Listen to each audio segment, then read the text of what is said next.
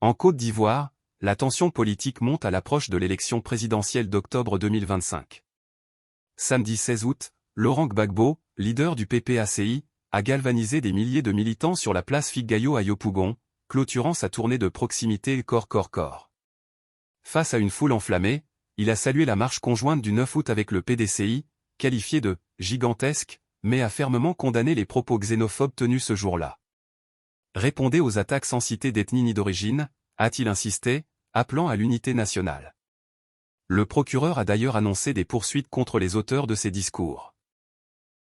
Au cœur de son discours, Gbagbo a réaffirmé son opposition catégorique à un 4e mandat d'Alassane Ouattara, dénonçant une violation de la Constitution, qui limite à 2 mandats présidentiels. Il n'y aura pas de 4e mandat, a-t-il martelé, critiquant la dépendance supposée d'Ouattara à des influences étrangères, notamment françaises. Venus de toutes les contrées d'Abidjan, ont dès le matin pris d'assaut le site du meeting, avec la présence des délégations du PDCI RDA et du FPI. Comme la marche du samedi dernier, ce meeting vise à s'opposer à la candidature du président Alassane Ouattara et réclamer une nouvelle RLE et l'inscription des candidats du PPACI et PDCI RDA sur la liste électorale. Un meeting marqué par le discours très attendu de Laurent Gbagbo, président du Parti des peuples africains Côte d'Ivoire. Nos amis qui sont en prison, je voudrais leur dire notre appui, notre soutien. Nous les soutenons fort. Nous sommes avec eux. Et nous ferons tout ce qu'il faut pour qu'ils soient libérés.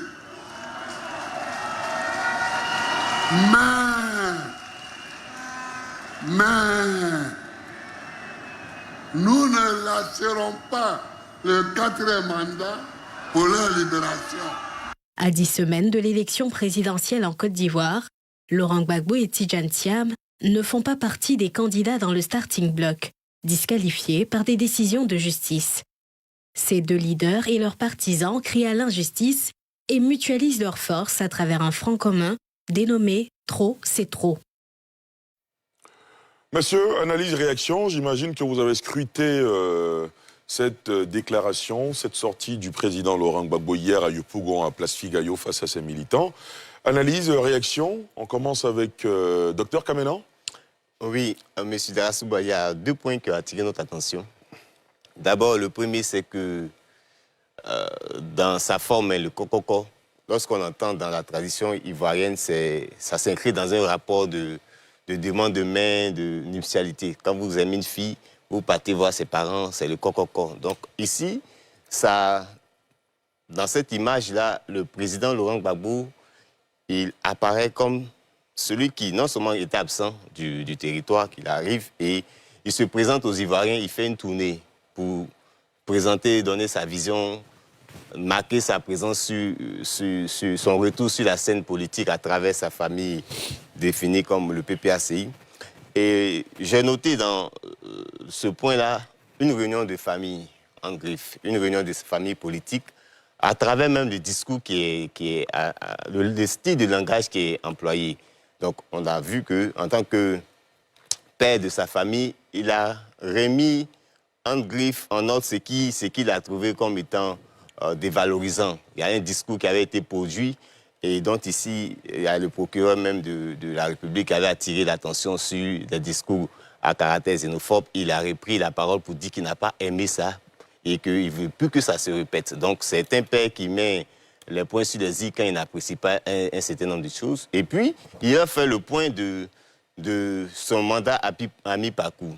On constate une évolution du discours. Dans le premier cas, il avait souligné qu'il ferait tout pour ne pas que la candidature soit la candidature du président de la République actuelle, du RHDP, soit... Il ne se déclare pas candidat, mais il s'est déclaré candidat. Maintenant, il souligne qu'il ne fera pas un 4e mandat. Donc,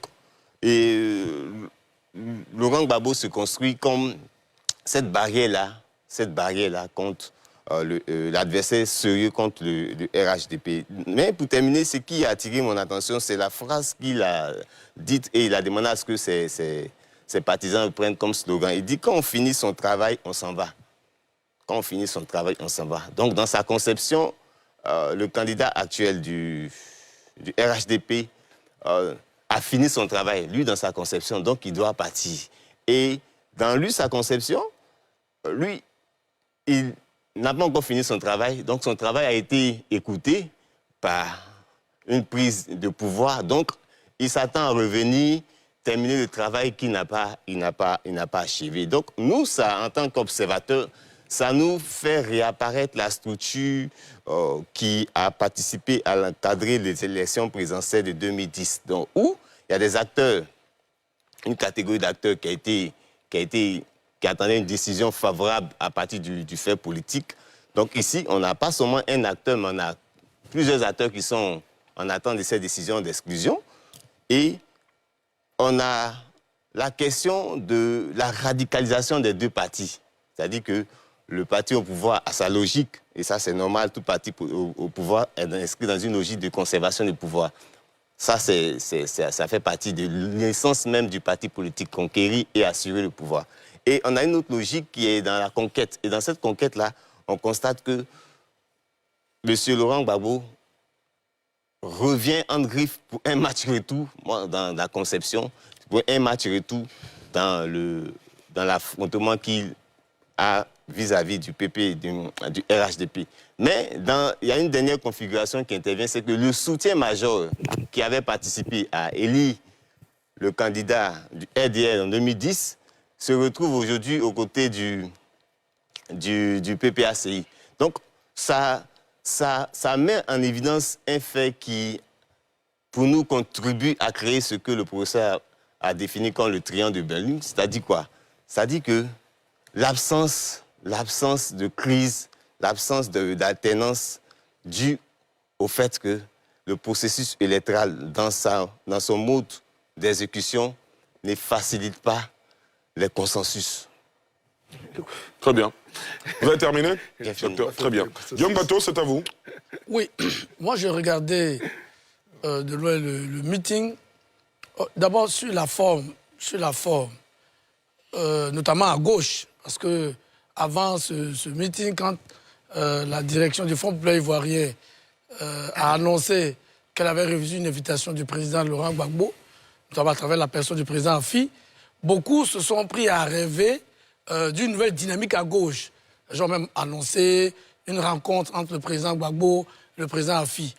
Au final, la montagne a accouché d'une souris, parce que la dynamique à gauche qui est attendue n'a pas eu lieu.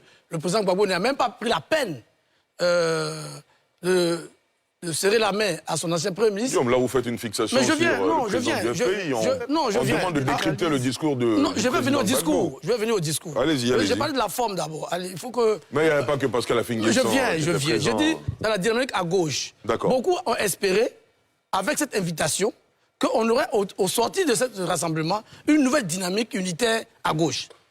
Je dis la montagne a accouché d'une souris, parce que le président Gbagbo n'a même pas daigné serrer la main de son ancien Premier ministre. Il a même évité de citer son nom et le nom de son parti.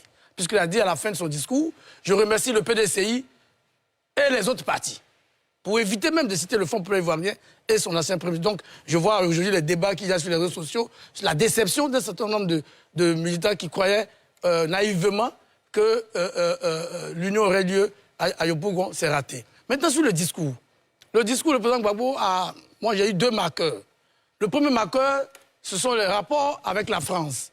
Il dit que le président Ouattara, ses militants lui ont dit à Ebempe en juin d'être candidat. Il a dit qu'il allait réfléchir et il est parti à l'Élysée. Et de là-bas, il est venu dire qu'il est candidat. Et que c'est à l'Élysée qu'il réfléchit. Bon, ça a fait sourire un peu ses militants. Et l'autre marqueur, c'était justement le non au 4e mandat qu'il a martelé plusieurs fois. Sauf que sur ces deux questions, le président Gbagbo a perdu toute crédibilité. Pourquoi?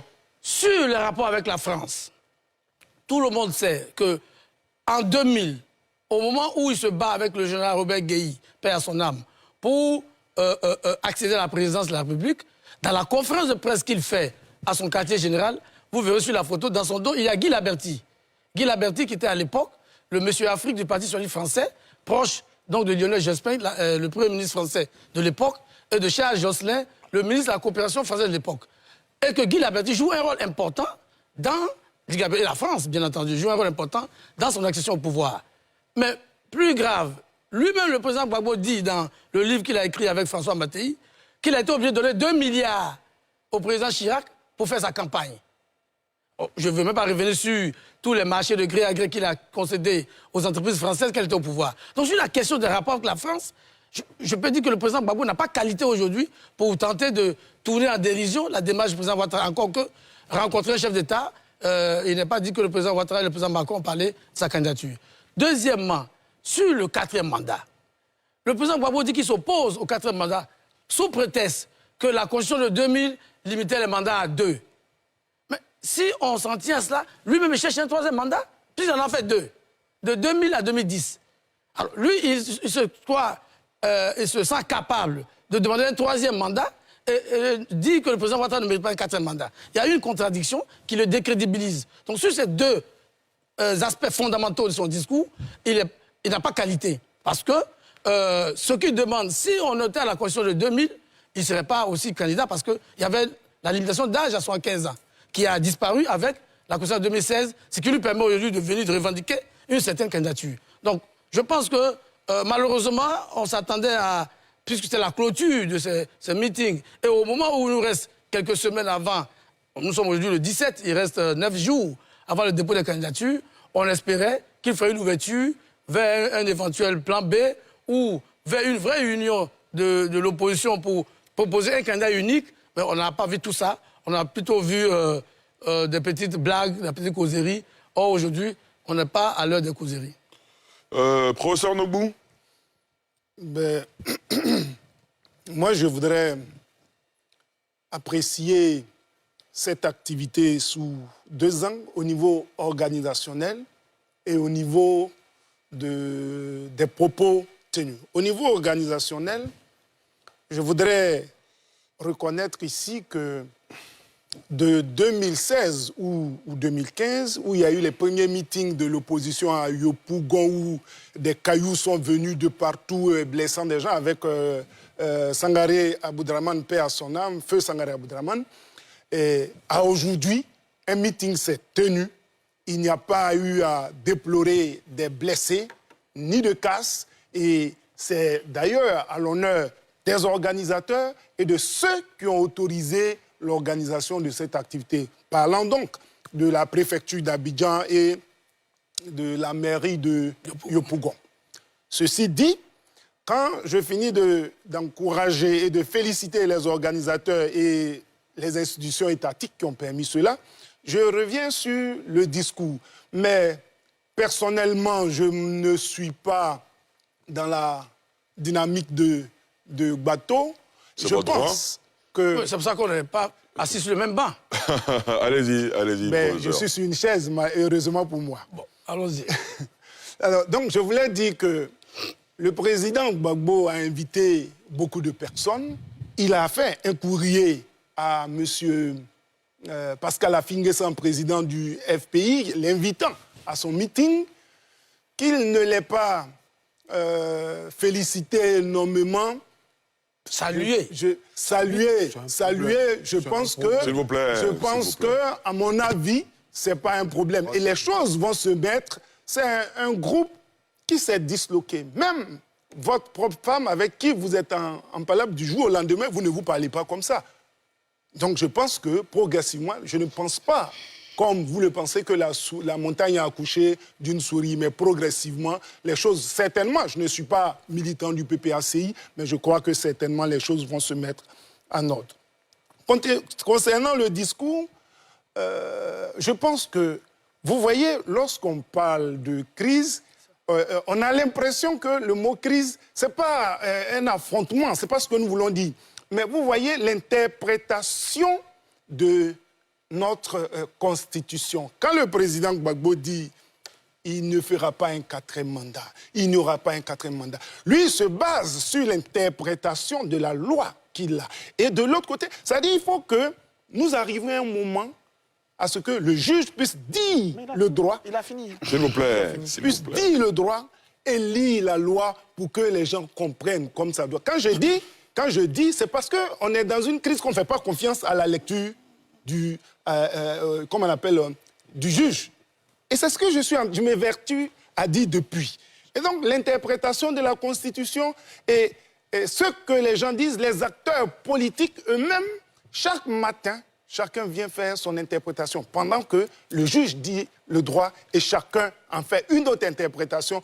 Fort heureusement, nous sommes en démocratie, donc on peut permettre à chacun de dire et de faire son analyse de la chose, sauf qu'il faut que nous arrivions à sortir, et je vais faire rire encore, de ce triangle des Bermudes, parce on n'a pas seulement que ce triangle-là dans ce pays. Très bien. Il faut que nous arrivions à sortir de là. Et que, concernant le principe de ce que le président Laurent Gbagbo ne veuille, disent que c'est de son droit. C'est de son droit de dire qu'il n'y aura pas un 4e mandat. C'est de son droit de dire qu'il sera candidat. Mais nous avons les règles qui nous régissent et en fonction des règles, les choses vont être appréciées et puis organisées. Voilà tout ce que je voudrais dire, mais il faut permettre à chacun de son... Mais je précise que ce qui est heureux pour moi, j'ai vu une belle manifestation sans bagarre, ni entre des personnes pour dire qu'il y a eu des gens qui sont venus, ils ont été blessés. Vraiment, c'est super. La Côte d'Ivoire commence à aller de l'avant. Et je pense que, comme il a dit, le RHDP veut marcher pour soutenir la candidature. C'est qu'on est en train d'apporter de l'eau à leur moulin et qu'il va y avoir plusieurs marches. Je voudrais donc que l'expression de la démocratie puisse s'exprimer et puis que Dieu puisse permettre que toutes choses se passent bien. Voilà ce que je voulais dire. André Couillon. Nous avons pendant plusieurs mois été servis d'un narratif selon lequel la Côte d'Ivoire était un pays tenu par un dictateur et que ce pays-là niait les droits fondamentaux des citoyens pendant plusieurs mois. Mais pendant qu'on tenait ce narratif n'était pas forcément tenu au sein d'un salon ou des plateaux de télévision, c'était à des meetings, de très nombreux meetings. Cela veut dire qu'on dit le contraire de ce que l'on vit. En une semaine, 2 importantes manifestations ont été organisées exprimant l'ordre démocratique en Côte d'Ivoire. Une grande marche, laquelle n'était pas la nouvelle, puisque le PDCI l'a fait sur le Latrille et a fait même des tournées. Et ce dernier meeting tenu le samedi dernier clôture une série de meetings organisés par le PPACI. Comment est-on donc arrivé à dire, à faire croire à des gens que ce pays-là niait les droits fondamentaux des libertés publiques? Comment? Comment c'est possible? Première question. Seconde chose, le contenu de ce meeting, clôturant la série des manifestations du genre dénommées Kokoko, nous permet de dire que l'on a fini avec un processus et l'on s'ouvre vers un autre processus. On a fini avec un processus parce qu'on est désormais en phase avec les siens, d'un point de vue du narratif, d'un point de vue des objectifs, d'un point de vue de la mobilisation. On peut donc passer à autre chose. Sinon, on ne clôture pas. Le but de l'opération Kokoko, c'était de pouvoir porter un message, faire adhérer des personnes à ce message-là, les aligner à l'ordre de combat ou du projet que l'on a en vue de passer à autre chose. Mais quoi donc?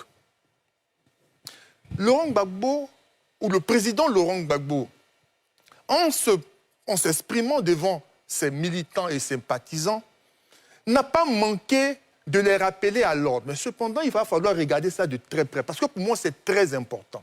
C'est vrai qu'il n'y a pas eu de jet de pierre. C'est vrai que le samedi dernier, il y a eu une marche, mais il y a eu de la violence verbale. Il y a eu tellement de violence verbale que leur leader était obligé de les rappeler à l'ordre. Il cite « Je n'ai pas apprécié que vous dites « On va installer Gbagbo, Petit Mossi, rentre chez toi ». lui-même l'a repris, donc je suis en droit de le reprendre. Et on est en droit de regarder ça de très près. Ces militants, nombreux, ont scandé, chanté cela avec conviction, avec engagement et détermination, comme si c'était un mot d'ordre, une chose dans laquelle ils doivent pouvoir travailler à son exécution. Mais qu'est-ce que cela fait ressortir? Il ne faut pas banaliser ça. Cela fait ressortir, c'est l'idée selon laquelle celui qui gouverne la Côte d'Ivoire n'est pas ivoirien, que c'est un étranger. Et on les traite de petits, donc avec mépris. C'est un groupe de personnes nourries et entretenues à cette idée qui, convaincus, l'ont exprimée, et ce, de manière décomplexée. Parce qu'on leur a servi ça. Parce qu'on les a entretenus avec ça. Aujourd'hui, on veut rattraper ça. Mais comment allez-vous le rattraper? Quand les gens sont intimement convaincus qu'ils sont dépossédés de leurs biens par des personnes qui sont des usurpateurs. Vous dites qu'il n'y a pas de jet de pierre, mais il y a pire que des jets de pierre. La violence, là, elle n'est pas que dans les poings, elle est dans le propos. Et souvent, le propos est beaucoup plus létal qu'autre chose. Il faut les ramener à l'ordre. Je profite de cette lucarne-là pour dire et appeler tous les leaders de partis politiques, à quelque niveau que ce soit, de pouvoir sensibiliser leurs militants afin que l'on ne dérive pas dans le discours. Deuxième chose, qui pour moi est tout à fait importante, c'est que j'estime pour ma part que lorsque on est dans cette démarche qui consiste à dire aux gens il faut refuser le 4e mandat, mais et le 3e que l'on a adoubé ou que l'on a consenti. Parce qu'on a bien vu le président Laurent Gbagbo se mettre au garde à vous devant le président Alassane Ouattara. Il faut qu'on soit logique. Quand on est allé à l'élection en 2021, à la signature de celui dont vous dites que le mandat est illégal, est-ce que ce n'est pas une reconnaissance de son statut et du pouvoir qui lui revient? Il faut être logique. Quand vous dites que vous voulez dialoguer, vous voulez dialoguer avec qui? Mais avec celui qui est au pouvoir. Donc, vous le reconnaissez? Non, vous reconnaissez le 3e mandat, mais vous ne reconnaissez pas le 4e mandat. Sur la base de quoi, donc? Sur la base de son intime son conviction, de son ressenti, ou sur la base du droit?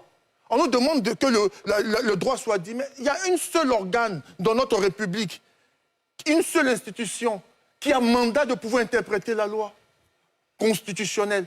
C'est le Conseil constitutionnel. C'est donc on doit pouvoir s'arrêter aux interprétations, aux frustrations des uns et des autres, parce qu'on n'a pas dit comme je voulais, mais à ce moment, on ne s'en sortira jamais. Je dis pour ma part que, Terminé. Et je termine avec ça, nous avons donc à craindre ce discours-là, xénophobe, qui est porté par les militants et qui est tenté d'être recadré par leur leader. Il faut pouvoir travailler à ça, et ce, à tous les niveaux. Parce qu'ailleurs, tu entendras autre chose qui est tout aussi dangereux. Donc il faut travailler à ça. Parce qu'aujourd'hui, on entend petit Mossi, rentre chez toi. Demain, ça peut être petit Touareg, rentre chez toi. Ou petit Sénégalais, rentre chez toi. Ce n'est pas la Côte d'Ivoire à laquelle on veut adhérer et celle que l'on veut construire. Docteur Derosimi. D'accord. Moi, réaction? Je pense que, d'abord, je veux saluer la ténacité de ces militants. Là. Parce que là, en moins d'une semaine, ils ont fait 2 activités. Ça démontre quand même de la capacité mobilisatrice du parti. Voilà, ça c'est le premier élément. Le second élément, c'est la discipline dont les militants ont fait preuve. Bon, il n'y a pas eu de personnes égorgées, comme il a dit, il n'y a pas eu... Mais aussi, j'ai apprécié le fait que les opposants, ou du moins les militants du parti au pouvoir, il n'y a pas eu de heurts entre eux et les jeunes qui ont pris part à ces manifestations. Alors, Laurent Gbagbo, pour moi, c'est un combattant, et il le démontre, puisqu'il est biaisé dans ses droits. La BCO dit qu'il n'a pas fait de braquage, on dit qu'il a braqué. On prend une amnistie pour des actes, et lui, il n'en fait pas partie. Il y a tout un tas de problèmes. Donc, il se bat, depuis lors, il se bat. Et c'est son droit, c'est légitime de se battre quand on est biaisé dans les droits. Ça, c'est le premier élément. Le deuxième élément, c'est son discours. Son discours, comment je l'analyse, c'est d'abord une réponse à celui du président de la République. Quand le président fait son discours du 6 août, il n'aborde point la question de la remise ou de l'éventuelle remise sur la liste électorale du président Gbagbo, de M. Thiam, de M. Guillaume Soro. On peut interpréter ça comme il est passé à autre chose. Deuxièmement, dans le même discours, M. Ouattara dit, et il insiste, hein, c'est l'une des trames qui caractérise ces discours. Il parle peu, mais c'est rare discours depuis cette année électorale. Il rappelle toujours que les élections seront sécurisées. Parce qu'il sait qu'il y a une psychose qui s'empare de la population en période électorale. Donc c'est non seulement pour rassurer ses concitoyens, mais c'est aussi pour dissuader toute velléité de déstabilisation. Troisième élément, il dit dans son discours, c'était un discours qui était laconique, il a dit « Dans quelques semaines, nous irons aux urnes ». Alors, il est en train de briser en même temps tous ceux qui pensent qu'il n'y aurait pas d'élection ou que les élections seraient reportées. Alassane Ouattara leur dit il aura bel et bien élection. Alors, quand on prend le discours de Laurent Gbagbo vient dire non au 4e mandat. Il n'aura pas de 4e mandat. C'est une passe verbale qui est en train de se faire. Pourquoi ce n'est pas prudent pour la cohésion sociale? Tout à l'heure, avant qu'on ne passe à ce sujet, il y avait la question de crise qui était en suspens. Moi, je suis heureux parce que quand c'est une anecdote, mais qui a sa place. J'étais dans une ONG où on avait une fois besoin d'un conférencier sur la paix positive. Et c'est Atubanga qui est venu nous rendre ce service. Voilà. La paix, ce n'est pas l'absence de conflit armé. Hein. Ce n'est pas ça seulement qui est la paix. Il y a beaucoup de choses. On revient encore sur cette question de loi. Vous savez, en décembre 1994, lorsque le code électoral, les articles 49, 50 et 51 qui ont créé la polémique, ces articles ont été votés par le Parlement. Hein. Par le Parlement qui était à majorité PDCI. C'est la loi. Mais cette loi-là n'arrangeait pas l'opposant d'alors qui s'appelait Alassane Ouattara. Il a dit, ce code électoral m'empêche d'être candidat. Mais c'est la loi, mais tel qu'il était fait sur mesure. Ça ne l'arrangeait pas. En 2000, ces 3 articles du code électoral sont transposés dans la Constitution en l'article 45. Alassane Ouattara, sachant très bien que ça ne l'arrangeait pas, a appelé avec le RDR ses militants à voter oui. Pour moi, cet article-là l'empêchait d'être candidat. Après, Ali Koulibaly a reconnu en 2009 que le RDR a commis une erreur. Pendant ce temps, ceux qui étaient au pouvoir ont dit « mais c'est la loi, c'est la Constitution, c'est la loi. Il faut appliquer la loi ». Je rappelle que après 1995, ceux qui demandaient d'appliquer la loi, le dernier discours du président Bédié en 1999, il y avait des militants du RDR qui étaient en prison. Bédié, ses partisans disaient appliquer la loi. On sait comment ça s'est terminé. Laurent Gbagbo est arrivé. Il faut rappeler aussi, en 1995, il a dit que ce n'était pas intéressant. Il a dénoncé les articles 49, 50 et 51. En 1999, en octobre, Laurent Gbagbo a dit qu'il faut laisser tout le monde aller aux élections pour ne pas qu'il y ait de guerre civile. Et dès qu'il y a eu le coup d'État, il a changé de discours pour dire qu'il comprend difficilement que quelqu'un qui a occupé des postes, finalement il a été élu.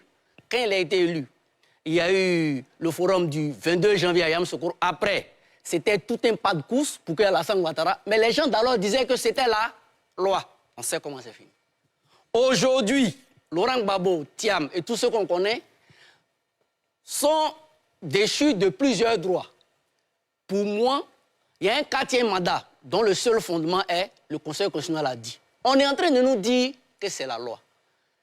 Je pense que cette passe d'armes verbale en période électorale, ce n'est pas rassurant. C'est pourquoi je continue de croire le dialogue dont vous parliez. Je continue de croire qu'il aura une porte ouverte. Parce que quand on est au pouvoir, c'est bien beau. Tout à l'heure, mon grand frère Guillaume disait que tous ceux qui sont au pouvoir, à l'opposition aujourd'hui, ils ont été au pouvoir.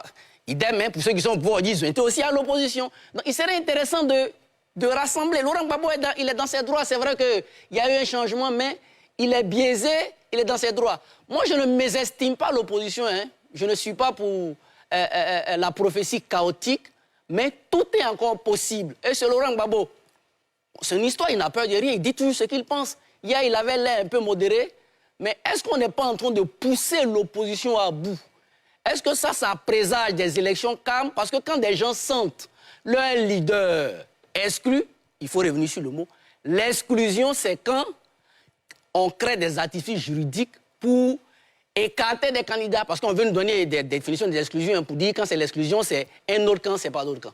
Alors, à ce niveau-là, il serait intéressant de niveler les positions. C'est pourquoi je pense que ça peut être utopique. Si une mesure est trouvée aujourd'hui, que Laurent Gbagbo est sur la liste avec Thiam, la Côte d'Ivoire ne paie rien. Pourtant, si ce n'est pas fait, ça peut continuer d'entretenir des frustrations. Bien vrai que certains continuent de dire c'est la loi. Revenons maintenant à Laurent Gbagbo même, en tant que politicien. Bon, vous avez une minute, vous savez un moment qu'on a la parole, vous avez une minute, allez-y. Voilà, oui, je termine. Il a dit que le président Ouattara n'allait pas être candidat. Depuis Pobo, il a annoncé. Le président Ouattara a annoncé sa candidature. Bon, on a comme l'impression qu'aujourd'hui, c'est la même chose qu'il vient dire. Ça semble, hein, ça peut ressembler à de l'impuissance. Mais en même temps, il y a un élément qui, pour moi, est important. Là, je ne partage pas l'avis de Guillaume. Pour moi, le fait que Laurent Gbagbo ait adressé un courrier à M. Afi qu'on considérait comme l'enveloppe vide, pour moi, ça présage, ça peut présager d'une éventuelle ou d'un éventuel rassemblement de la gauche, parce qu'aucun parti ne peut gagner une élection seul aujourd'hui en Côte d'Ivoire. Laurent Gbagbo pourrait saisir cette opportunité, même s'il est biaisé dans ses droits, on ne sait jamais, il continue de lutter, mais continue de rassembler toute cette gauche-là, et je pense qu'il a donné le temps. Et pourquoi pas avec le PDCI, aujourd'hui, la chance que l'opposition a, c'est que tous ceux qui se sont mis en alliance avec le président Ouattara et le RDR s'en sont sortis quasiment frustrés. Et on le voit, hein, tous les militants du RDR, à chaque fois ils sont sur les plateaux, ils ne font que faire la cour au PDCI. Si le PDCI, le PPACI, GPST, tous ces partis-là, malgré tous ces obstacles qu'on est en train de leur poser, s'alignent et décident de faire bloc, je pense qu'ils peuvent disposer de beaucoup de chances pour faire basculer les choses pendant une élection. Très bien. Professeur Nogou, vous avez déjà... Pourquoi vous ne voulez pas me laisser faire mon travail, s'il vous plaît? Professeur Nogou, vous allez intervenir tout à l'heure. Je termine la boucle. Et puis, je reviens à vous. Je vous donne un autre tour de table. Professeur Banga, c'est à vous. Moi, déjà, je vais rappeler là, d'hier, c'est comme ça qu'on s'appelle depuis 2003, que c'est bien de m'avoir invité pour parler de la paix positive. La paix positive, j'ai commencé à en parler sur ce plateau déjà. Et merci pour la raison. Mais la paix positive, elle se construit. Elle se construit sur un minimum commun, un socle commun. Et le socle commun dans une république, c'est la loi. Quand vous venez sur un plateau, pour être un pourfendeur de la loi, vous êtes dangereux pour la paix positive. Parce que la loi, c'est quoi? C'est l'émanation de ce qu'on a voulu à un certain moment. Après, oui, elle peut avoir ses faiblesses. Elle peut changer, bien sûr. Mais venir faire un réquisitoire contre la loi pour un intellectuel, c'est quelque chose de dangereux. C'est appeler les Ivoiriens à haïr leur loi. Et ça, c'est méchant. Et ça, on ne peut pas le tolérer. La dernière chose, vous dites que les droits de Laurent Gbagbo sont biaisés. Toi et moi, nous sommes historiens. On appuie toujours ce qu'on fait sur des notes de référence. Je suis bien curieux de voir la note de référence que vous prenez. Parce que pourquoi moi je dis qu'ils ne sont pas biaisés? Moi, je m'appuie sur des choses. J'étais très crédible, je les répète pour vous. Première chose, même si vous méprisez la loi et la justice ivoirienne, elle a pris une décision. Mais ce n'est pas grave, je suis d'accord avec vous. Certains Ivoiriens ajustent, comme partout dans le monde, Certains peuvent penser que les justices ne sont pas bien. Le peuple, c'est lui-même a saisi la justice africaine. Vous avez lu la décision de la Cour africaine des droits de l'homme et des peuples? Je vous la rappelle au cas où vous ne l'avez pas lu. Elle a dit qu'aucun des droits de Laurent Gbagbo n'était bafoué. Donc vous méprisez à la fois la justice ivoirienne et vous méprisez la justice africaine en venant dire sur ce plateau que les droits de Laurent Gbagbo sont biaisés. Mais à quel moment dans la vie on s'arrête et on se dit j'ai plus raison? Parce qu'on ne peut pas avoir raison sur la justice ivoirienne, avoir raison sur la justice africaine. Au bout de moment, vous, en tant qu'intellectuel, vous devez rappeler au PPAC que c'est un parti des peuples africains. Et quand on est parti des peuples africains, on respecte les institutions africaines, à défaut de respecter les institutions locales. Vous ne le faites pas, et c'est dangereux. Donc ça, c'est des choses qui ne sont pas justes à dire sur un plateau. Parce que la paix positive, elle se construit sur une culture démocratique. Et la base de la culture démocratique, c'est de respecter la loi. Quand on n'est pas d'accord avec une loi, comme dans toute démocratie, on a des moyens légaux pour contester cela, parmi lesquels des marches, parmi lesquels proposer des lois. Donc, au lieu de chaque fois, vous n'avez jamais demandé aux partis d'opposition de proposer des lois. Ça, je l'ai dit maintenant avant de revenir sur le meeting en soi. J'ai bien écouté Dr Kamenan, très collé à ses cours de sociologie politique, mais en réalité, Laurent Gbagbo avait déjà défini le coco avant de commencer. Il a dit deux choses. Un, il sera sur la liste. Hein? Deux, il va donner un mot d'ordre. Donc, il y a eu des séries de coco. Est-ce que ces objectifs ont été atteints? Non. Parce qu'à un moment où nous parlons, il n'est pas encore sur la liste. Et hier, ces militants n'ont pas entendu de mot d'ordre. Donc, en réalité, ça n'a pas marché. Et tout ce que vous avez fait pour expliquer, c'est beau, mais il a dit clairement ce qu'il attendait de cela. Et ça n'a pas marché. Vous n'avez pas eu d'évolution du discours, non, c'est l'évolution de l'échec. Il a dit que Ouattara ne sera pas candidat, il l'est. Donc, c'est échoué. Ça, il ne faut pas dire sur le discours. C'est l'échec de son discours. Voilà. Et donc, il change aujourd'hui. Est-ce qu'il réussira? On verra. Mais je vais revenir maintenant sur le fond de ce truc. Landry a condamné les propos xénophobes. Oui, je comprends, mais ces propos xénophobes ne tombent pas du ciel. Laurent Gbagbo lui-même avait dit quelque chose. Je suis chez moi, quelqu'un vient, il m'empêche d'être candidat et il va être président. Quand tu dis que tu es chez toi, tu veux dire que l'autre n'est pas chez lui. Non, il ne faut pas être surpris. En fait, cette façon de s'aimer le vent et de s'étonner de récolter la tempête mes cœurs, il a s'aimé le vent. Il a dit qu'il était chez lui et quelqu'un est venu prendre sa place et il l'empêche d'être candidat. Il parle du président de la République. Donc quand vous finissez de faire ça, ne vous étonnez pas de ce qui se produit. Mais on est heureux tout de même qu'il ait rattrapé, qu'il ait invité à cela. Et nous sommes dans un moment où il faut ce sens de responsabilité, surtout pour les leaders politiques, quand ils prennent la parole face à leurs militants. Il a parlé du 4e mandat. Et je reviens à ce que je dis à Déroux tous les jours. Mais on ne peut pas être dans un pays et ne pas respecter les institutions de ce pays. Les interprétations, on est fatigué de le dire, mais on va le redire. Les interprétations de la loi, c'est normal. C'est de la démocratie. Chacun peut interpréter comme il veut. Mais on a donné, nous tous, à une institution, le droit de trancher. Mais il faut qu'on... La démocratie, ce n'est pas forcément du consensus. Il y a aussi le mot trancher. Même après un dialogue, après l'âme à parler, on tranche. Mais le Conseil constitutionnel a tranché. Il a dit que c'est constitutionnel. À partir de cela, ceux qui viennent dire que ce n'est pas anticonstitutionnel ne respectent même pas le Conseil constitutionnel de leur pays. Et puis encore, on met 2 plus 2 font 4. Naturellement, 2 plus 2 font 4, c'est de l'arithmétique. On n'a pas un problème de mathématiques, on a un problème juridique. Donc arrêtez de résoudre un problème juridique avec des mathématiques, ce n'est pas très brillant. Et là, je suis d'accord avec Guillaume, moi je suis tombé des nues. En fait, quand on parle de Alassane Ouattara qui est allé à l'Élysée prendre des ordres, je ne sais pas si c'est parce que Laurent Gbagbo lui-même a tremblé, et la vidéo est là, les internets pourront la remontrer, a tremblé devant un ministre de l'Intérieur qui pense que tout le monde tremble devant un président. On l'a vu devant De Villepin, à Kléber, où De Villepin lui dit, moi c'est... Ça fait mal quand j'ai rien de voir ton président comme ça se faire en fait tirer les oreilles de cette façon-là devant un ministre des Affaires étrangères, je comprends. Moi, ça m'a vraiment fait mal. Mais tout le monde ne vit pas ça. C'est pas parce qu'il a vécu ça qu'Alassane Ouattara le vit. Et deuxième chose, comme je l'ai dit, sur la France, mais quand même, franchement, Laurent Gbagbo n'a même plus, je suis désolé de dire, mais n'a plus crédit par lui. Ça. Il a pris 2 milliards de nos francs, 2 milliards de nos francs. Il a donné ça à chaque, et 2 milliards des années 2002. Donc imagine avec l'inflation, tout ça, ce que ça fait aujourd'hui. Donc on a fait tout ça. Je pense qu'on est vraiment très mal placé pour venir parler de ces choses-là. Pour me résumer, moi je pense que j'ai mal pour les militants du PPACI. Parce que quand on vous dit votre leader part le 16 août, alors que les candidatures se bouclent le 26 août, moi, militant, quand je vais là-bas, c'est pour savoir l'élection là, je vais faire quoi?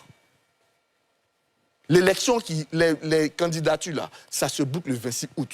Mon leader n'est pas sur la liste électorale. Donc, si on applique la loi, peut-être qu'il y a des gens qui ont mal à la loi sur ce plateau, je peux comprendre.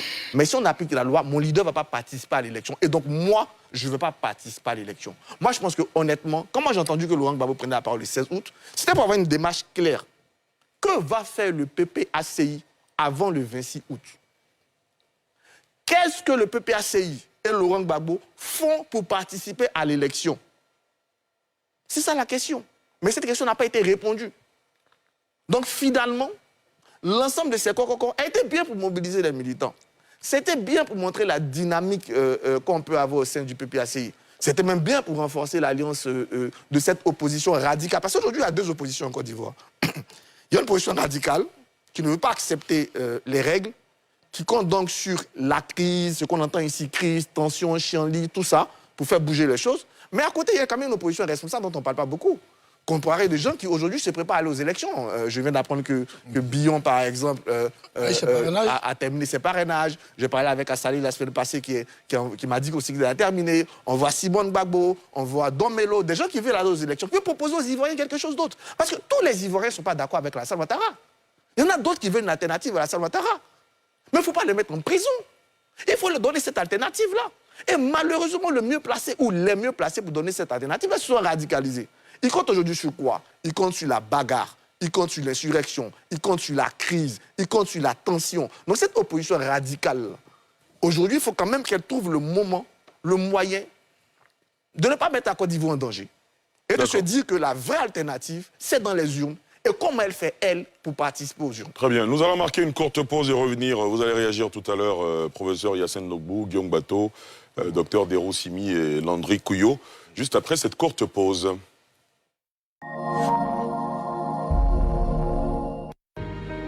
Le service de gestion des données géoscientifiques de la SODEMI existe depuis 1962.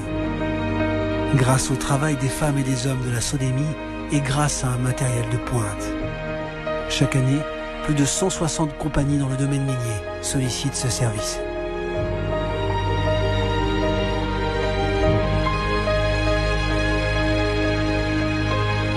SODEMI, plus de 60 ans au cœur du développement minier de la Côte d'Ivoire.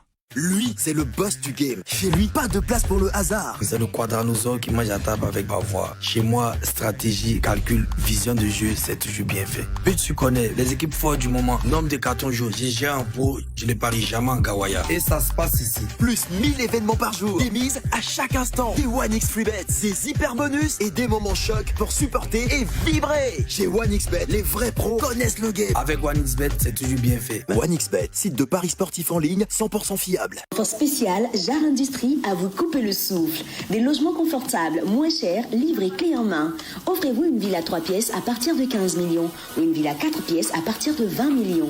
Avec un garage, un séjour lumineux, une cuisine spacieuse, une chambre principale avec salle d'eau, cour avant et arrière. Infoline 07 03 94 03 14 07 12 42 42 42.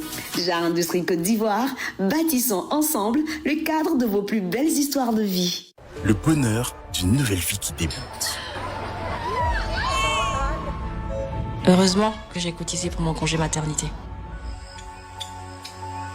La joie d'une autre vie qui commence. Heureusement, j'ai cotisé pour ma pension de retraite. L'assurance d'être protégé contre les risques de la vie professionnelle. Heureusement que j'ai cotisé contre le risque de capacité. La CNPS, maintenant, c'est pour tout le monde. Laissez-moi vous présenter Glovo, l'appli qui livre tout ce que vous voulez. Commandez-vous plat préféré pour une soirée en famille encore meilleure. Évitez la queue en vous faisant livrer en temps voulu. Pour récompenser votre enfant en lui offrant son jouet préféré. Téléchargez Glovo et commandez ce que vous voulez livrer chez vous. Le paludisme, communément appelé Djokwadjo en Côte d'Ivoire, est une grave maladie. C'est vrai qu'on est habitué à en souffrir et à en guérir, mais en réalité, c'est un grand tueur. Savez-vous que le paludisme tue chaque jour au moins 5 enfants en Côte d'Ivoire? Le paludisme affecte aussi les études des élèves, fait perdre beaucoup d'heures de travail aux entreprises, aux braves planteurs et commerçants du pays. Il faut que ça cesse. Gagnons le match contre le paludisme en dormant sous des moustiquaires toutes les nuits. On est toujours debout, on n'est jamais prêt. Grand jeu rentrée scolaire sur NCI. Tente de gagner 250 000 francs CFA chaque semaine. Pour jouer, envoie NCI par SMS au 98 102. Chaque jeudi, un gagnant sera appelé en direct dans la Télévisie Vacances. N'oublie pas, plus tu joues, plus tu multiplies tes chances de gagner 250 000 francs chaque semaine. Grand jeu rentrée scolaire sur NCI.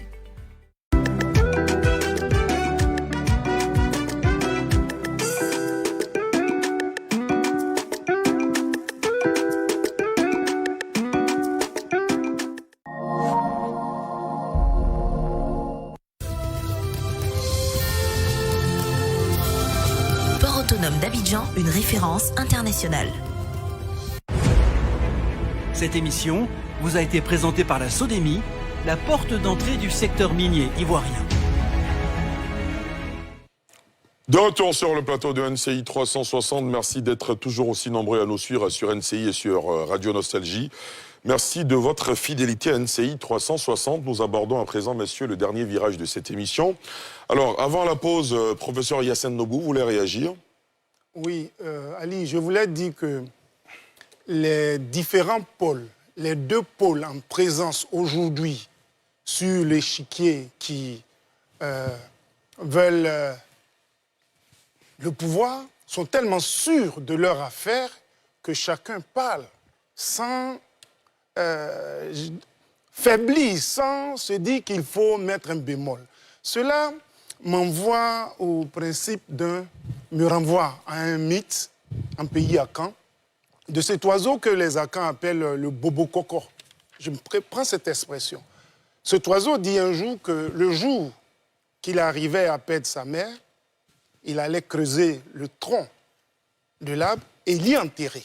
Pour cette raison, lorsque les autres volailles perdent leurs parents, il se marre, il se moque d'eux et il ne prend en considération rien.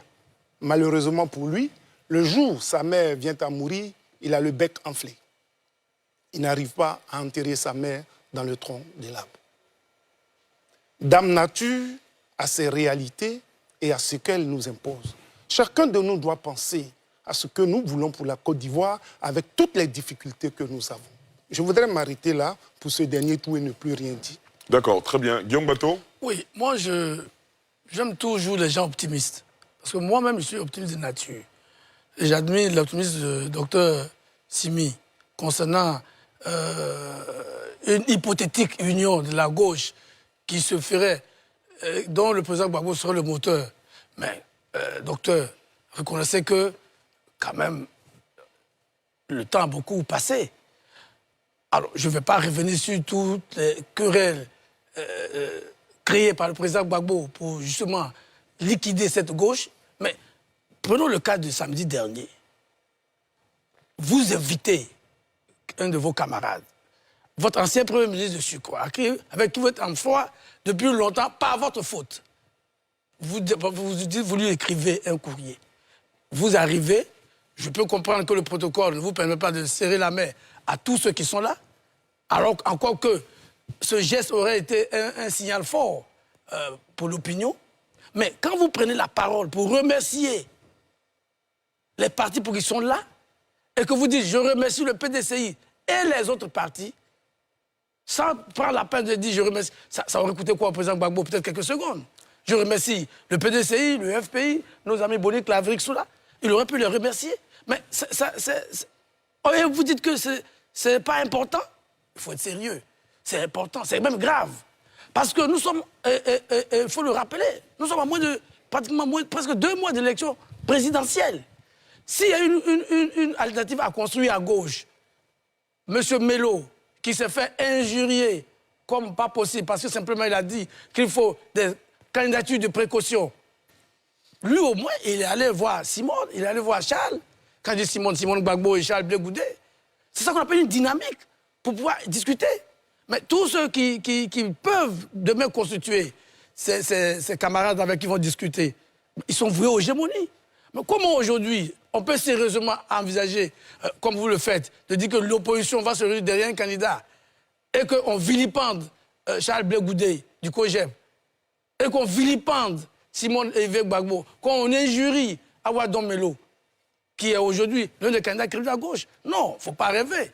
Tout ce qui est fait aujourd'hui, c'est malheureusement le Gbagbo ou rien, et dont on connaît déjà les résultats. C'est-à-dire l'échec.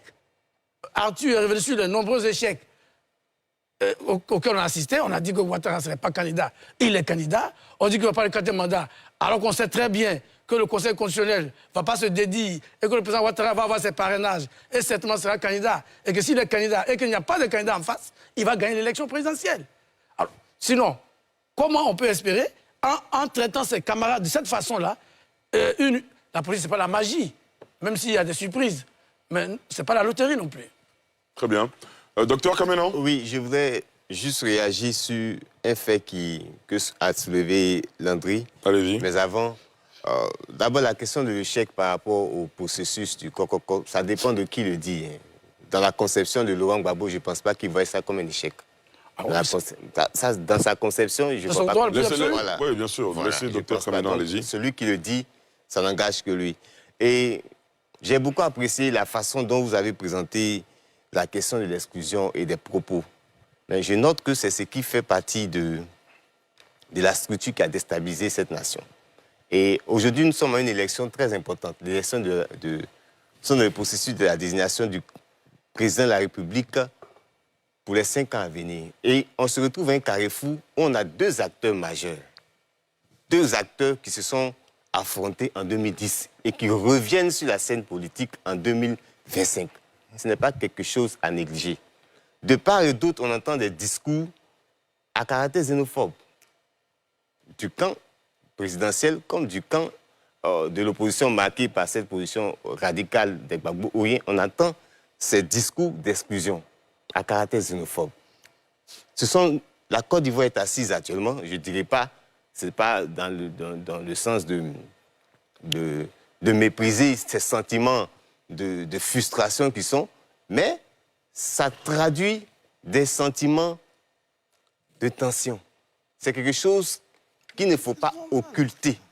C'est une réalité qu'il ne faut pas occulter. Les plus de, je ne sais pas combien de personnes qui ont participé au meeting de Laurent Gbagbo, mais ce sont des personnes qui sont venues d'elles-mêmes, qui épousent sa vision et qui ont participé à l'élire d'une certaine manière en 2010. Et c'est 2025 se positionne pour moi, et je le cite, comme un match retour. Le match aller a posé combien de mille de morts? On a compté, selon ce qui a été dit, 3000 morts. Le match retour nous comptera combien? Je le dis pourquoi? Parce que dans la structure de 2010, ça n'a rien à voir avec mes coups attachés, c'est la réalité. Dans la structure de 2010, qu'est-ce qu'on a observé? Qu'est-ce qu'on a observé? C'est que le PDCI, qui avait apporté son soutien au RDR, a gagné les élections. Aujourd'hui, le PDCI, dans son front commun, apporte son soutien à qui? À Laurent Gbagbo, avec qui il était... S'il vous plaît, s'il vous plaît. Comment? Non, mais professeur Banga, ne lui posez pas de questions, laissez-le aller au bout. Non, c'est un calcul. Je ne suis pas d'accord avec ça. Voilà. Laissez-le aller au bout de son raisonnement. Donc, vous partez sur le principe que, à un certain moment donné, les alliances se font et se défont. Ça fait partie du droit des partis politiques. Mais moi, je parle de l'effet de ces alliances-là sur la population. Quand ces alliances se sont faites en 2010, elles ont causé plus de 3000 morts. Voici une autre alliance qui se positionne. Certainement, le RHDP se positionne comme le parti qui maîtrise, qui a positionné ses acteurs, qui maîtrise, qui a déployé sa capacité à assurer la sécurité. Mais il y a une zone d'incertitude que nous ne maîtrisons pas, que vous ne maîtrisez pas. Et c'est cette zone d'incertitude-là que nous disons qu'il ne faudrait pas occulter cette réalité. Parce que nous observons le processus pour ne pas que la Côte d'Ivoire aille de crise en crise. Voilà. Très bien. Landry? Ali, je rappelle qu'on est au terme pratiquement du temps. On va faire les cartons rapidement. Allez-y, allez-y. Je disais que dans une république... Oui, bien sûr, vous allez intervenir. Dans une république, deux choses garantissent la viabilité de la société. Il y a la loi qui elle-même est la résultante ou le produit de discussion, de consensus et ensuite de délibération. C'est pourquoi est-ce qu'il y a une structure, une institution qu'on appelle le Parlement dans une république. Et ensuite, il y a l'élégance des acteurs de la vie politique au respect ou à l'observance de la loi. Je n'ai pas de l'élégance. Élégance parce qu'on n'est pas forcément d'accord. Sauf que, ayant conscience et connaissance que cette loi-là, à un moment donné de l'histoire de cette société, est le produit de la volonté populaire, de la majorité du moment, j'ai l'élégance. On m'a cité, j'ai entendu qu'il a été cité 1995 et 2000, mettant en évidence des acteurs politiques manifestant la volonté de briguer la magistrature suprême et qui n'ont pas été qualifiés. Parce que je n'utiliserai pas le terme exclu, parce que ça me renvoierait à regarder comment est-ce que la loi a été faite, pour qui ou pourquoi. J'ai dit qu'elles n'ont pas été qualifiées. Elles ont eu l'élégance, quand bien même elles ont dénoncé, de dire qu'elles n'y vont pas. Il y a le boycott actif. Elles disent qu'elles n'y vont pas. Elles ne sont pas candidates. En 1995, en 2000, le cas est le plus élégant. Henri Konan Bédié et Alassane Ouattara ne disent pas « on nous a éliminés, on a été exclus, forcés nous serons candidats, si on n'est pas candidat, il n'y aura pas d'élection ». Ces deux oufouettistes, certainement de par l'éducation politique, disent « elles n'y vont pas ». L'élégance. La campagne se fait. Elles n'interviennent pas. Donc c'est important de le souligner. À un moment donné, il faut de l'élégance. Je ne dis pas que ce n'est pas le droit de quelqu'un d'avoir une candidature de protestation. Je dis qu'à un niveau de responsabilité, surtout lorsqu'on a gouverné un pays, et lorsqu'au cours de l'exercice du pouvoir d'État, à l'entrée comme à la sortie, d'abord à l'entrée c'était calamiteux, et à la sortie c'était catastrophique. Lorsqu'on a dans son histoire, ou dans l'histoire du pays qu'on a eu à diriger, cette histoire est marquée par votre gouvernance qui a été si dure, si difficile, il faut avoir l'élégance de se mettre au-dessus. Et se mettre au-dessus peut nous emmener à dire « je ne suis pas qualifié, je conteste, je proteste ». Mais si tant est que je ne veux pas qu'il y ait un 4e mandat, je peux donc utiliser une autre formule qui consiste à dire on peut empêcher le 4e mandat par le moyen démocratique dans les urnes en apportant de manière manifeste son soutien à un candidat qui porte les mêmes aspirations que nous. Mais si on ne va pas, je vais terminer avec ça, mais si on ne va pas dans ce sens-là, quel autre moyen nous reste-t-il? La bagarre. C'est de pouvoir empêcher la tenue de l'élection. Il n'y a pas d'autre chose. C'est d'empêcher la tenue de l'élection. En empêchant la tenue de l'élection, on méprise les autres candidats qui sont opposés au parti au pouvoir, qui eux font des efforts tous les jours pour pouvoir faire valoir leur droit à compétir. Il faut les respecter. Et il faut surtout respecter ces citoyens-là qui sont inscrits sur la liste électorale, qui se sont déplacés pour aller se faire inscrire sur la liste électorale et qui veulent exprimer leur droit de vote. Il est important de le souligner aussi, conformément à l'article 54 de la Constitution, qui dit que le président de la République est le chef de l'État. Il est garant du respect de la Constitution. Il est important que le respect de la Constitution, là, qui emporte le respect du droit de vote, soit respecté et garanti par le président de la République. Docteur Derou. Alors, vous voyez, je vais revenir encore dessus. Tout à l'heure, Arthur a parlé, il a parlé de la Cour africaine. En septembre 2020, elle a rendu une décision sur Guillaume Soro pour qu'on le réintègre. C'est ce que j'appelle l'interprétation à géométrie variable. Et c'est de ça qu'on parlait tout à l'heure, M. Cuibert. Comme aujourd'hui, ça n'arrange pas un candidat, on prend et on fait sortir. C'est susceptible de créer des crises, ce genre de comportement, de prendre la loi. Le Conseil constitutionnel en 2010 a dit c'est Gbagbo qui a gagné. Vous voyez? Donc je veux dire que si on veut prendre la loi, c'est bien. On n'est pas en train de faire l'apologie d'une désobéissance à la loi. Mais vu l'expérience douloureuse que nous avons connue, il serait intéressant de convoquer pour voir comment, avec le présent, harmoniser les positions pour éviter le pire. Nous ne sommes pas des prophètes de malheur, loin s'en faut. Je tiens à le préciser. Bien sûr, bien sûr. Alors, autre élément, parce que j'ai été quand même interpellé. Oui, allez-y. Je vous le dis personnellement là-dessus. Dans ces interprétations, j'entends, bon, en tant qu'intellectuel, c'est pas élégant, en fait. En tant qu'intellectuel, c'est dangereux. On est tous intellectuels. Non, s'il vous plaît. Voilà, on est tous intellectuels. Attendez. On est tous intellectuels, il serait intéressant de faire l'économie. Maintenant, revenons au grand frère Guillaume.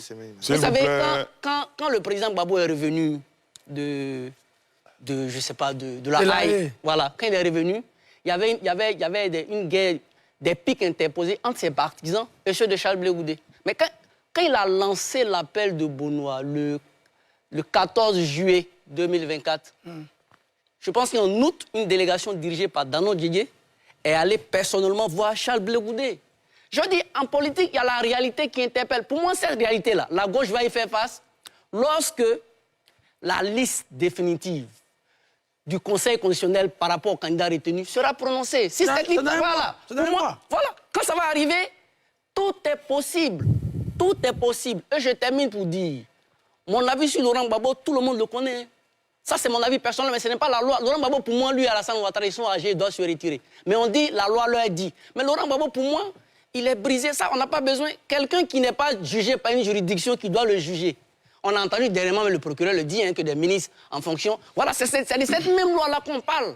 Donc, il est légitime, c'est son droit de vouloir se battre comme il veut jusqu'à aller au bout.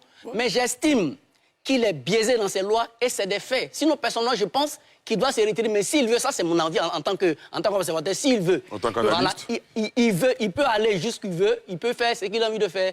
Et j'apprécie surtout qu'on parlait, tout à l'heure, il disait que le président Laurent Gbagbo a interpellé, lui encore, en tant que dirigeant, il interpelle ses militants. Moi, je n'ai jamais vu M. Laurent Gbagbo convoquer son ethnie. Ça m'a marqué. Je vais d'ailleurs lui donner le carton vert pour ça parce que les discours de haine, les discours... Vous n'avez jamais vu Laurent Gbagbo dire on m'envoie à la haie parce que je suis bêté ou bien je suis chrétien. Non. On n'a jamais le voir faire ça. Et il interpelle et il dit à ses partisans, ne dites pas ça parce que c'est question d'ethnie. Mais ça, on peut ne pas l'aimer, mais c'est un discours de cohésion qu'il faut saluer parce que ça a causé assez de problèmes à la Côte d'Ivoire, cette affaire d'ethnie et de religion. Et ça, c'est à saluer. Okay. Je préfère terminer là.